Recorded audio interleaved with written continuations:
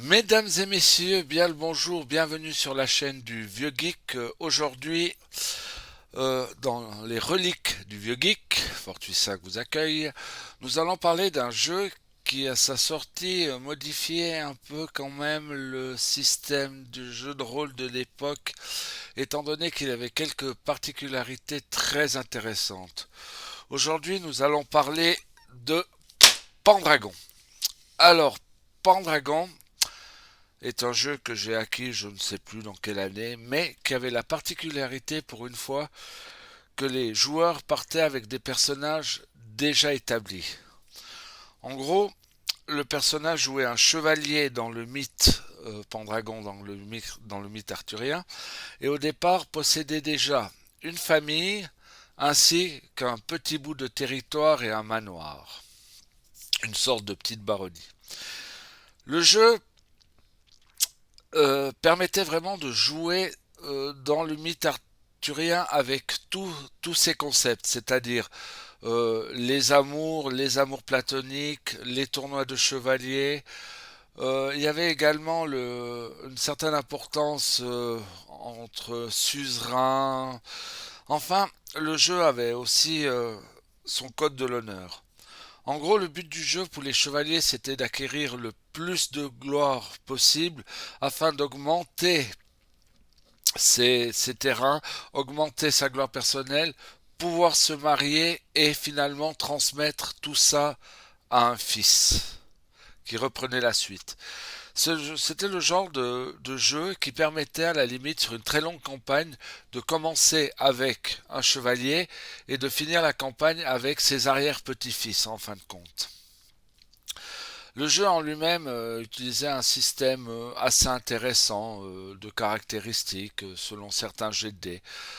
Que c'était héroïque ou pas, pouvait avoir certains bonus. Les joueurs avaient aussi la possibilité de demander au maître de jeu certains bonus en fonction de leurs caractéristiques.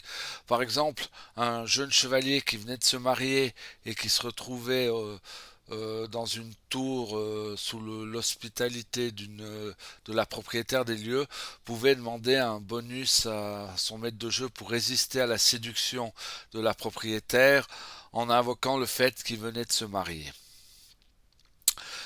Le jeu en lui-même était divisé aussi en phases. En gros, une aventure durait une année et chaque année était divisée en plusieurs saisons. En principe, la saison hivernale, c'était la saison où le chevalier rentrait dans son manoir ou son château sur ses terres et où il profitait de bénéficier des avantages de la gloire qu'il avait acquis pendant le reste de l'année. Ce qui était intéressant dans ce jeu, c'est que le système et l'univers en lui-même recherchaient vraiment les aventures arthurienne. Bon, il y a un petit côté médiéval, fantastique, mais c'était vraiment un jeu très intéressant sur ce point de vue-là. Sinon, c'était assez classique. Chasse aux monstres, résoudre des énigmes posées par l'illustre inconnu.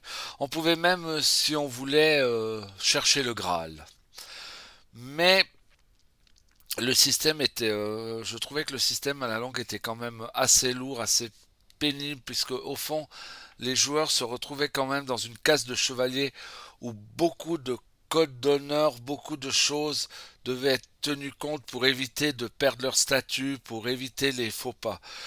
C'est un style de jeu qui me correspondait bien à l'époque, un peu dans le style croisé, chevalier croisé. Bon, c'est vrai qu'on pouvait aussi jouer des parfaites brutes et des parfaits scélérats, hein, tout avec, je dirais, le vernis de la chevalerie.